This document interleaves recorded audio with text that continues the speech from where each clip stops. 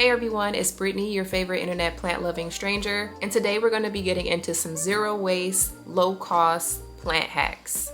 So I've compiled this list of things that I use. I wouldn't necessarily call them tools, but they are aids in my plant parenthood journey, and a lot of these are things that I am not paying extra money for because they are already either in my house or I am reusing items that I have. So let's get into it. Pretty jars and glass bottles are things that I tend to collect.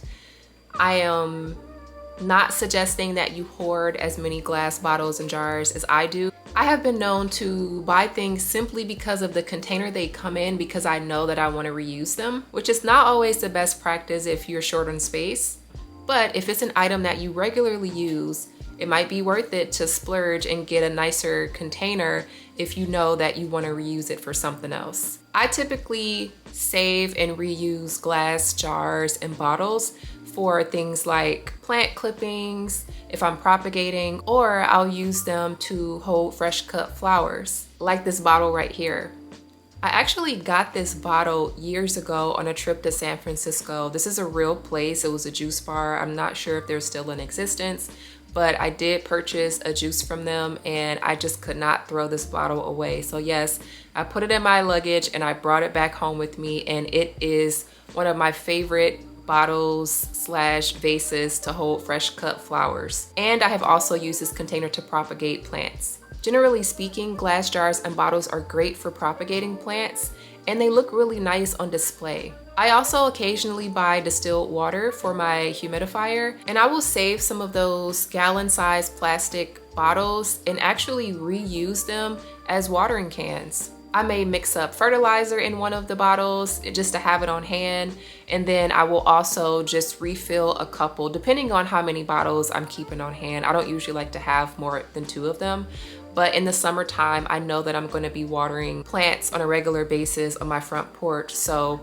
as soon as I finish watering those plants, using these bottles, I'll fill them up again in the kitchen sink and just have them right by the front door. The next hack I don't really see a ton of people using, and this is aluminum trays. Now you can find these aluminum trays from the dollar store, or I guess these days the $1.25 store, but they make really great watering trays. If you're like me and you have a lot of plants, watering all of them at the same time can sometimes be a chore, especially if you have a smaller sink or you don't have a place to properly let the plants drain before you put them back wherever they live in your home. That's where the aluminum pans come in handy. You can use these really large aluminum pans after you've watered your plants and then set them in there so that they can drain a bit before you put them back in their windowsill or on the table or wherever their designated spot is in your home. I absolutely love using these aluminum pans when I'm watering my plants because they are space savers. I also use these pans when I'm repotting plants and I don't want to make a mess. I will put a pan out and empty the old potting soil and pull the plant out of its pot, and then use the pan to contain everything, and it makes cleanup so easy. The next hack on this list are hairpins.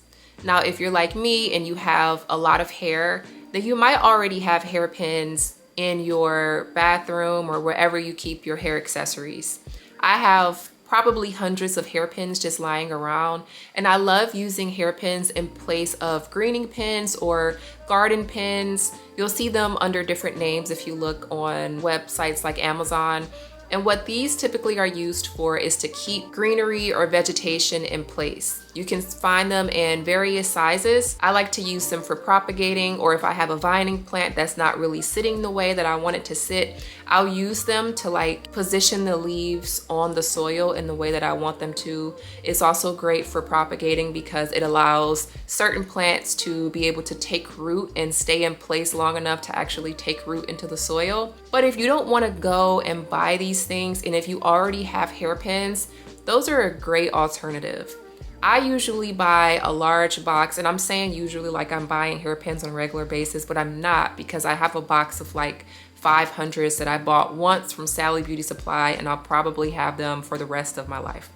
I am not using hairpins so much to the point where like I need to buy boxes and boxes of them in this large quantity. But I know that because I already have them on hand, I can use them for other things. So if you already have hairpins and you are trying to propagate things like strings of pearls, or if you're trying to fill bald spots in your pothos or your philodendron Brazil, you can take a hairpin and use it to stabilize a leaf or a node in the soil so that that plant can start to basically grow back into itself and fill in those gaps. This has been such a game changer for me when it comes to filling in my thinned out pothos or philodendron Brazils, or even when it comes to propagating my plants like string of pearls or string of hearts. The next thing on this list are single-use plastic cups. Now, if you're anything like me, you occasionally indulge in an iced coffee or an iced matcha or whatever your drink of choice is. And most of these things are sold to us in single-use plastic cups. You could just throw that cup in the trash, or you could save it, depending on the quality of the cup or if it's easy to clean. I recently got this cup from a local bubble tea shop, and I really liked the style of the cup, and I knew that I was going to use it to propagate plants.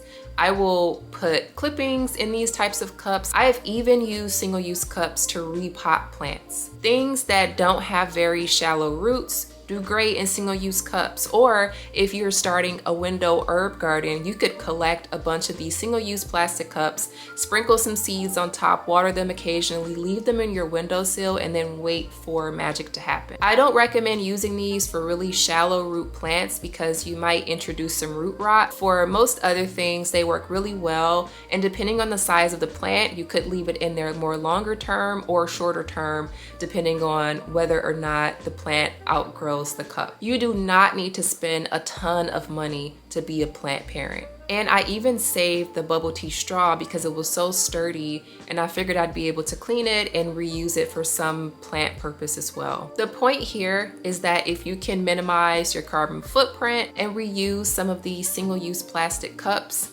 that's great. Why not do that? You just want to make sure that before you use these items for your plants that you're cleaning them out properly. You're giving them a good wash with soap and water. You might want to even spray some disinfectant spray, rinse them out and leave them to dry, and then you're good to go. The next thing on this list, and probably my favorite thing to reuse for plant purposes, takeout containers. Now, how many of us have ordered takeout and saved the really sturdy black containers with the plastic lids? I know I have a ton of them in my cabinet. I had to have a conversation with myself and say, Brittany, you are actually not reusing these things. Why are you keeping so many black plastic containers when you don't even reuse them? I just wanted to save them because I don't really like throwing away a ton of plastic, and I just knew that I would be able to do something with them. So I decided to start using them for my plants. This circle lid actually came as the lid to some probably Thai takeout I ordered months, if not a year or so ago. And I'm still using it. I washed it, sanitized it, and now it catches the water when I water my plants. I water a plant and then set the plant on top of this lid, and it just collects the water. And it works so well. It works just as well as any other watering drip tray you might actually pay for at a hardware or a garden center. I'll even use the bottom portion of the takeout container as a propagation center. So like I will put either soil or sphagnum moss at the bottom of this container, and then just add some clippings of whatever plant I'm trying to repot on top of it. Typically, I would use this style of container for like a string of pearls or string of heart, maybe even use one of those hairpins that I talked about to make sure that it's solid in the soil or in the moss, and just leave it to grow. And these work so well. They're zero waste. You can keep reusing them, and I recommend that you give this a try. The next thing on this list are other single-use plastic containers. So these are things that you might get vegetables or fruit in. This one held some type of a pastry or something, but I save these containers because they make really great mini greenhouses. In the past, I have put soil at the bottom of these and then sprinkle some seeds or, starter plants for my herb garden. Close the lid, it creates a greenhouse effect Open the lid, spritz it every so often, and then put it either under a grow light or even sometimes honestly putting it outside. This is also a great hack if you are growing some sort of vegetation that is really yummy to squirrels or birds and you just want to be able to protect those things while they're growing. Start the plants out in a container like this so that they're protected from not only the elements but any potential predators that might want to eat it. And those are my zero waste, low cost plant hacks. Let me know if you've tried any of these or if you have any plant hacks yourself. I'd love to hear from you. Thanks and see you in the next video.